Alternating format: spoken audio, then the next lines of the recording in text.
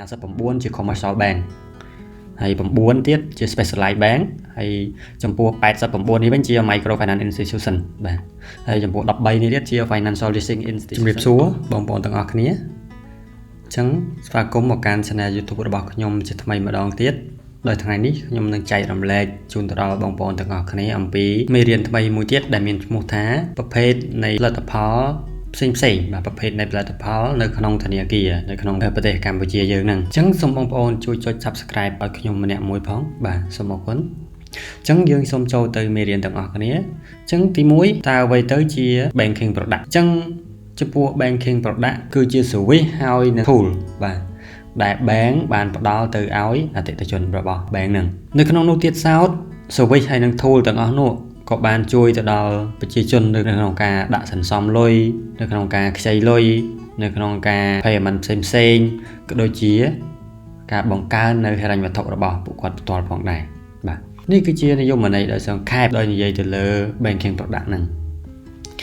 ទី2តកតងទៅនឹង type of banking product in Cambodia អញ្ចឹងតកតងនឹងប្រភេទ banking នៅក្នុងប្រទេសកម្ពុជាយោងតាម NBC report នៅ December ឆ្នាំ 2024 អញ្ចឹងប្រព័ន្ធធនាគារបាទនៅក្នុងប្រទេសកម្ពុជាយើងមានចំនួន59ជា commercial bank ហើយ9ទៀតជា specialized bank ហើយចំពោះ89នេះវិញជា microfinance institution បាទហើយចំពោះ13នេះទៀតជា financial leasing institution ហើយនឹង4នេះគឺជា third party processor ហើយនឹងចុងក្រោយគឺ30គឺជា payment service provider ដែលបានចូលរួមនៅក្នុងសកម្មភាពវិស័យហិរញ្ញវត្ថុហ្នឹងបាទអញ្ចឹងនៅក្នុងប្រភេទនៃ banking ទី1តកតងទៅនឹង product deposit បាទ deposit product អញ្ចឹងចំពោះ deposit product វិញគឺជួយទៅដល់អតិថិជននៅក្នុងការសន្សំលុយក៏ដូចជានៅក្នុងការទុកដាក់លុយរបស់ពួកគាត់ដោយសុវត្ថិភាពបំផុតអញ្ចឹងចំពោះ banking product អញ្ចឹងប្រភេទនៃផលិតផលគឺមានដូចជា saving account គណនីសន្សំអញ្ចឹងគណនីសន្សំហ្នឹងក៏ផងដែរក៏បានរកនៅ interest ហើយគាត់អាចដកលុយបានគ្រប់ពេលវេលាទាំងអស់ good for personal saving បាទ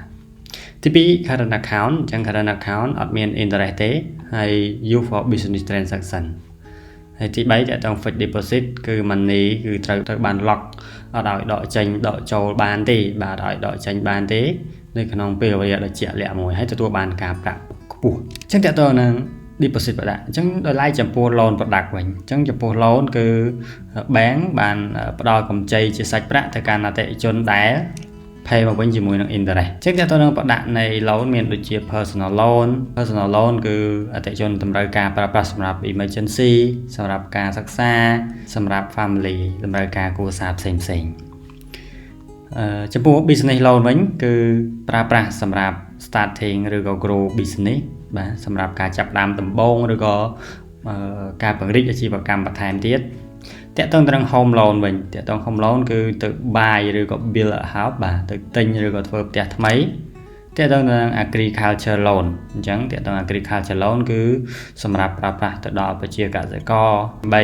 ក្នុងការទិញគ្រាប់ពូជឬក៏ឧបករណ៍ឬក៏ទិញដីកសិកម្ម C បាទតើតើនឹង payment product ផលិតផលទូទាត់វិញអញ្ចឹងអតិថិជនអាចផ្ញើឬក៏ទទួលលុយរបស់ពួកគាត់នឹងបានដោយងាយស្រួលអញ្ចឹងតាមរយៈអីទី1តាមរយៈ ATM ឬក៏ debit card អញ្ចឹងអតិថិជនគាត់អាចដកប្រាក់ឬក៏ pay ទីតាំងហាងដូចជានៅ Lucky នៅ Eon អីបងប្អូនឃើញហីយើងប្រើ Visa ឬក៏ scan QR code អីហ្នឹងជាពិសេសគឺ Visa គឺយើងប្រើ Visa ដើម្បីទៅទូទាត់ payment នៅម៉ាស៊ីនប៉ុកគេហ្នឹងទូទាត់ដោយងាយស្រួលអញ្ចឹងចំពោះ mobile banking វិញ mobile banking គឺប្រើប្រាស់ app ដូចជា ABA Axiata Wing ដើម្បីទូទាត់សាច់ប្រាក់ហើយចំពោះ QR code payment នេះវិញគឺ scan ហើយនឹង pay quickly បាទគឺយើងអញ្ចឹងទៅ remittance វិញការផ្ទេរប្រាក់អន្តរជាតិញ៉ាលុយទៅកាន់គ្រួសារឬក៏ទទួលលុយមកវិញហ្នឹងទៅប្រទេសបាទចំណុច D តើតើនឹង investment និង insurance product វិញអញ្ចឹងជួយដល់អតិថិជនក្នុងការ protect ហើយនឹង grow their money បាទតើតើនឹងផលិតផលនេះគឺបងប្អូនមានដូចជា insurance អញ្ចឹងតើតើនឹង insurance គឺ protect បាទ against accident ឬក៏ illness ឬក៏ loss អ្វីដែលគាត់បាត់បង់ ហើយតើតើនឹង saving plan បាទគឺគាត់ long term saving for education or retirement អញ្ចឹង saving plan គឺបងប្អូនអតិថិជនដែលគាត់មានគោលបំណងក្នុងការដាក់សន្សំរយៈពេលវែងសម្រាប់ការសិក្សាឬក៏សម្រាប់ការចូលនិវត្តន៍របស់គាត់ហ្នឹងបាទតើតើនឹង mutual fund វិញគឺប្រើប្រាស់សម្រាប់ការបណ្ដាក់ទុននៅក្នុងជីវកម្មឬក៏គម្រោងរដ្ឋាភិបាលហ្នឹងប៉ុន្តែត្រូវបានផ្ដល់ដោយធនាគារមួយចំនួនបាទមិនទាំងអស់ទេចំណុចទី3បាទហេតុអ្វីបានជាផលិតផលទាំងអស់ហ្នឹងគឺសំខាន់អញ្ចឹងណាបងប្អូនផលិតផលទាំងអស់ហ្នឹងមានអីខ្លះតាក់ទងនឹងទី1ដែលខ្ញុំបានរៀបរាប់ពីខាងលើមកមានដូចជាអីគេបងប្អូនដូចជា deposit ដូចជា loan ដូចជា payment product ដូចជា investment ឬក៏ insurance product បាទអញ្ចឹងហេតុអីបានផលិតផលទាំងអស់ហ្នឹងសំខាន់ផលិតផលទាំងអស់ហ្នឹង help people manage money better អញ្ចឹងជួយទៅដល់បងប្អូនដែលជាអ្នកដាក់លុយនៅក្នុងធនាគារហ្នឹងក្នុងការគ្រប់គ្រងលុយរបស់ពួកគាត់ឲ្យបានកាន់តែល្អប្រសើរ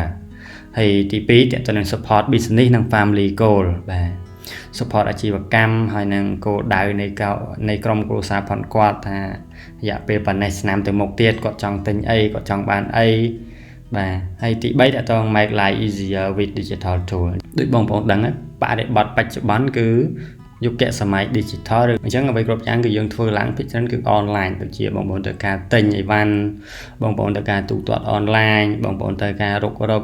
ស្វែងរកអ្វីភាគច្រើនគឺមាននៅក្នុង online ទាំងអស់ហើយទី4តើទៅនឹង build trust between bank និង customer បាទអញ្ចឹងគឺបង្កើតនៅទំនុកចិត្តទៅវិញទៅមករវាងអតិថិជនហើយនិងធនាគារបាទអញ្ចឹងតកតងទៅនឹងចំណុចចុងក្រោយបងប្អូនចំណុចចុងក្រោយតកតងនឹង final message អញ្ចឹងតកតង final message គឺ banking product are not just for rich people អញ្ចឹងតកតងនឹងផលិតផលធនាគារគឺមិនមែនសម្រាប់តែអ្នកមានបដាអាចប្រើបានទេគឺសម្រាប់មនុស្សគ្រប់គ្នាអញ្ចឹងបើសិនជាបងប្អូនបានយល់ពីផលិតផលទាំងអស់នោះហើយបងប្អូនអាចបង្កើតបាននៅ smarter choice for your future បងប្អូនអាចធ្វើការសម្រេចចិត្តដោយភាពឆ្លាតវៃទៅកាន់ជំរើសនៃអនាគតរបស់បងប្អូនបានអញ្ចឹងបងប្អូនទៅសិក្សាបន្ថែមតាមរយៈការ sharing របស់ខ្ញុំនេះឬក៏បងប្អូនទៅ search នៅ internet បន្ថែម YouTube បន្ថែមហើយបងប្អូនមានជាសំណួរសួរទៅបាទហើយ use bank to build better life ហើយបងប្អូនទៅប្រើប្រាស់សេវាកម្មនៃធនាគារហ្នឹងដើម្បីធ្វើឲ្យជីវិតរបស់បងប្អូនហ្នឹងកាន់តែល្អប្រសើរជាងមុន